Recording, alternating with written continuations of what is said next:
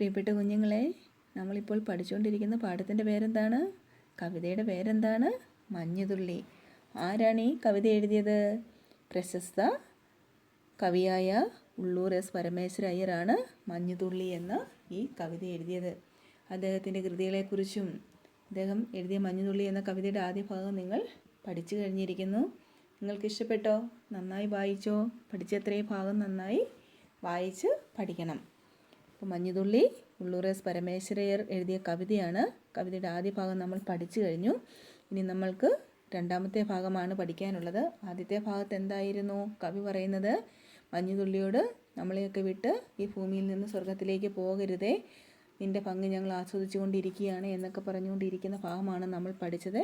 ഇത്രയും നമ്മൾ പഠിച്ചു കഴിഞ്ഞു. ഇത്രയും നന്നായിട്ട് നിങ്ങൾ പഠിച്ചു എന്ന് വിശ്വസിക്കട്ടെ. അപ്പോൾ നമുക്ക് അടുത്ത ഭാഗത്തിലേക്ക് പോകാം. ഞാനൊന്ന് വായിക്കാം, നിങ്ങൾ ശ്രദ്ധയോടുകൂടി നോക്കിക്കൊണ്ടിരിക്കണേ. നിദ്രയിൽ ആണ്ടുപോയി, നോക്കിയിരിക്കണേ. നിദ്രയിൽ ആണ്ടുപോയി രാവെല്ലാം തന്മൂലമൊത്തില്ലേ നേരത്തെ വന്നു ചേരാൻ. ആദിത്യം നൽകുവാൻ വൈകിയതോർത്തുള്ളിൽ ആദിയുണ്ടേറ്റവും ഇപ്പോഴുതോ.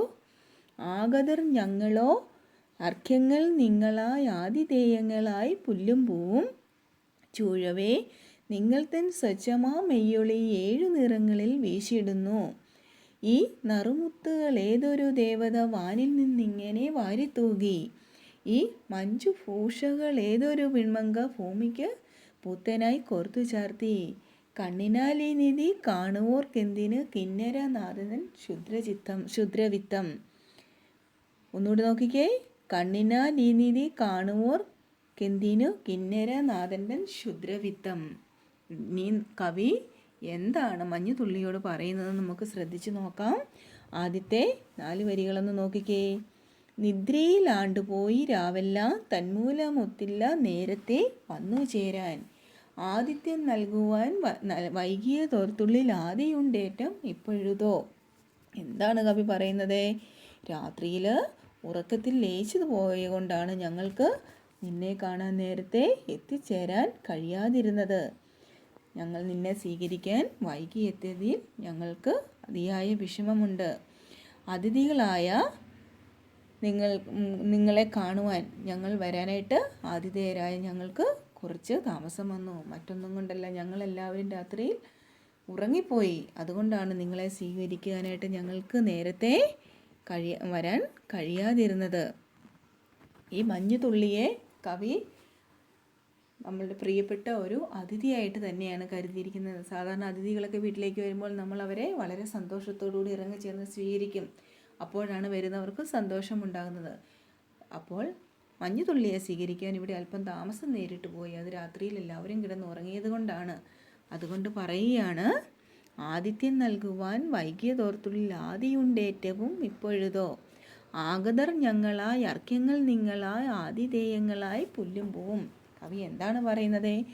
ആഗതർ ഞങ്ങൾ ആതിഥേയരായ ഞങ്ങൾ അതിഥികളായി നിങ്ങളെ സ്വീകരിക്കാൻ അല്പം താമസിച്ചു പോയി. അതെന്തുകൊണ്ടാണ്? ശരിക്കും രാത്രിയിലെ ആ ഉറക്കത്തെയാണ് അതിൻ്റെ കാരണമായിട്ട് കവി ഇവിടെ പറയുന്നത്. അതിഥികളായ, അതായത് മഞ്ഞുതുള്ളികൾക്ക് അർഘ്യം നൽകി, അതായത് പൂജയ്ക്കുള്ള ജലം നൽകി. പുല്ലും പൂവും ഇവിടെ ആതിഥ്യം അരുളുന്നു എന്ന് കവി പറയുന്നുണ്ട്. ശരിക്കും പുല്ലും പൂവുമൊക്കെ അതുകൊണ്ട് എന്ത് ചെയ്തു? ആദ്യമേ തന്നെ ഈ മഞ്ഞുതുള്ളിയെ സ്വീകരിച്ചിരിക്കുന്നു. നിങ്ങളുടെ, അതായത് മഞ്ഞുതുള്ളിയോടാണ് കവി പറയുന്നത്. ചൂഴവേ നിങ്ങൾ തൻ സ്വച്ഛമാൻ മെയ്യൊളി 7 നിറങ്ങളിൽ വീശിടുന്നു. ഈ നറുമുത്തുകൾ ഏതൊരു ദേവത വാനിൽ നിന്നിങ്ങനെ വാരിത്തൂകി. ഇനിയും കവി എന്താണ് പറയുന്നത്? നിങ്ങളുടെ, അല്ലയോ മഞ്ഞുതുള്ളി, നിങ്ങളുടെ ശരീര സൗന്ദര്യം 7 നിറങ്ങളാലാണ് വീശിടുന്നത്. മനോഹരമായ ഈ മുത്തുകളെ, അതായത് മഞ്ഞുതുള്ളികളെ ഏത് ദേവതയാണ് നിങ്ങൾക്ക് ആകാശത്ത് നിന്ന് ഭൂമിയിലേക്ക് വാരിത്തൂകിയത്? കാരണം അത്രയധികം മനോഹാരിത നിറഞ്ഞു നിൽക്കുന്നുണ്ട് മഞ്ഞുതുള്ളിയിൽ 7 നിറങ്ങൾ, മഴവില്ലിൻ്റെ ആ 7 നിറങ്ങളും മഞ്ഞുതുള്ളിയിൽ സന്നിവേശിപ്പിച്ചിട്ടുണ്ട് എന്ന് കവി പറയുന്നു. ആരാണ് നിങ്ങൾക്ക് ഈ 7 നിറങ്ങളാലുള്ള ശരീര സൗന്ദര്യം നിങ്ങൾക്ക് തന്നത്? ഏത് ദേവതയാണ് നിങ്ങൾക്ക് ഭൂമിയിലേക്ക് വാരിത്തൂകി തന്നത്? ഏത് ദേവസുന്ദരിയാണ് ഇത്രയും മനോഹരമായ നിറങ്ങൾ നിങ്ങൾക്ക് ചാർത്തി തന്നത്? ഈ നറുമുത്തുകൾ ഏതൊരു ദേവത വാനിൽ നിന്നിങ്ങനെ വാരിത്തൂകി. ഈ മഞ്ജു ഭൂഷകൾ ഏതൊരു പിൻമങ്ക ഭൂമിക്ക് പൊത്തനായി കോർത്തു ചാർത്തി. കണ്ണിനാൽ ഈ നിധി കാണുവോർക്കെന്തിന് കിന്നരനാഥൻ ശുദ്രവിത്തം. ഇനിയും മഞ്ജു ഭൂഷകൾ ഏതൊരു മനോഹരമായ അലങ്കാരത്തെക്കുറിച്ച് പറയുകയാണ്. വിൺമങ്ക എന്ന് പറയുന്നത് ദേവസ്ത്രീയാണ്. ഏത് ദേവസ്ത്രീയാണ് ഭൂമിക്ക് പുത്തനായി ഈ മനോഹരമായ അലങ്കാരങ്ങൾ ചാർത്തി നൽകിയത്?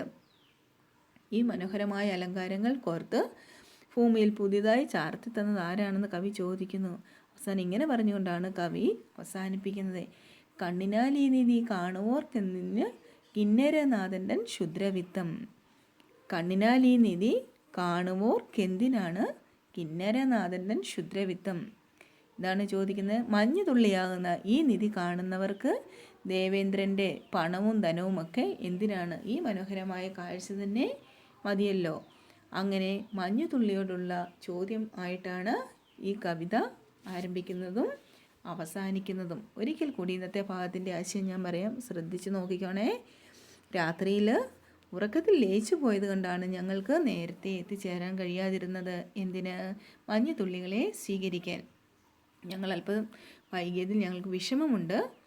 അതിഥികളായ നിങ്ങൾക്ക് മഞ്ഞുതുള്ളിയാകുന്ന ആ പൂജയ്ക്കുള്ള ജലമൊക്കെ നൽകി സ്വീകരിക്കാൻ സാധിക്കുന്നില്ല. കാരണം സ്വീകരിക്കാൻ വൈകിയതിലെ വിഷമത്തെക്കുറിച്ച് പറഞ്ഞു. അങ്ങനെ മഞ്ഞുതുള്ളിയാകുന്ന അർഘ്യം നൽകി പുല്ലും പൂവും ആതിഥ്യമരുളുകയാണ്. കാരണം ശരിക്കും പുല്ലും പൂവും ഒക്കെ എന്ത് ചെയ്യുകയാണ്? പൂജയ്ക്കുള്ള ജലം നൽകി നിങ്ങളെ സ്വീകരിക്കുകയാണ്. നിങ്ങളുടെ, അതായത് ഈ മഞ്ഞുതുള്ളിയുടെ ശരീര സൗന്ദര്യം 7 നിറങ്ങളിലാണ് വീശിടുന്നത്. മനോഹരമായ ഈ മഞ്ഞുതുള്ളികളെ, അല്ലെങ്കിൽ ഏത് ദേവതയാണ് ആകാശത്ത് നിന്ന് ഭൂമിയിലേക്ക് വാരിത്തൂങ്ങിയത്? ഏത് ദേവസുന്ദരിയാണ് ഇത്രയും മനോഹരമായ ഭംഗി നിങ്ങൾക്ക് നൽകിയത്? ഈ മനോഹരമായ അലങ്കാരങ്ങൾ കോർത്ത് ഭൂമിക്ക് പുതിയതായി ചാർത്തി തന്നതും ആരാണ്? കണ്ണുകൾ കൊണ്ട് മഞ്ഞുതുള്ളിയാകുന്ന ഈ നിധി കാണുന്നവർക്ക് ദേവേന്ദ്രൻ്റെ ആ പണവും ധനവും ഒന്നും ആവശ്യമില്ല. കാരണം അത്രയ്ക്ക് മനോഹരമായ കാഴ്ചയാണ് നമുക്ക് മഞ്ഞുതുള്ളിയിൽ കൂടി കവി തന്നിരിക്കുന്നത്. അതായത് മഞ്ഞുതുള്ളികളുടെ സാന്നിധ്യം പ്രകൃതിയുടെ സൗന്ദര്യത്തെ വർദ്ധിപ്പിക്കുന്നു എന്ന് കവി പറയുന്നു. പുല്ലുകളിൽ പറ്റിപ്പിടിച്ചിരിക്കുന്ന മഴത്തുള്ളി സൂര്യപ്രകാശത്തിൽ എങ്ങനെ ശോഭിക്കുന്നുണ്ട്? രത്നം പോലെ ശോഭിക്കുന്നുണ്ട്. പുല്ലിനും പൂവിനും സൗന്ദര്യം പകരുകയാണ് ഇവിടെ മഞ്ഞുതുള്ളി നൽകുന്നതെന്ന് പറഞ്ഞു. അതുകൊണ്ടൊക്കെ തന്നെയാണ് ആദ്യമേ തന്നെ കവി മഞ്ഞുതുള്ളിയോട് പോകരുതെന്ന് പറഞ്ഞതും. ഇവിടെ മഞ്ഞുതുള്ളികളെ, അല്ലെങ്കിൽ മഞ്ഞുതുള്ളികളുടെ സൗന്ദര്യത്തെ ദേവേന്ദ്രൻ്റെ ആ നീചമായ ധനത്തെക്കാട്ടിലും, അല്ലെങ്കിൽ ആ സൗന്ദര്യത്തെക്കാട്ടിലും ഒക്കെ ഭംഗിയുണ്ട് എന്ന് നമ്മളെ കവി ഓർമ്മിപ്പിക്കുന്നത്. ഇങ്ങനെ ഇത്ര മനോഹരമായ ഒരു ചെറിയ കവിതയിലൂടെ വളരെ വലിയൊരു ആശയമാണ് കവി നമുക്ക് ചാർത്തി തന്നിരിക്കുന്നത്. അല്ലെങ്കിൽ നമുക്ക് നമ്മുടെ മനസ്സിലേക്ക് പനിനീർ ചെടിയുടെ ആ സൗരഭ്യം പോലെ നമ്മുടെ മനസ്സിലേക്ക് തന്നിരിക്കുന്നത്. നിങ്ങൾക്ക് മനസ്സിലായോ?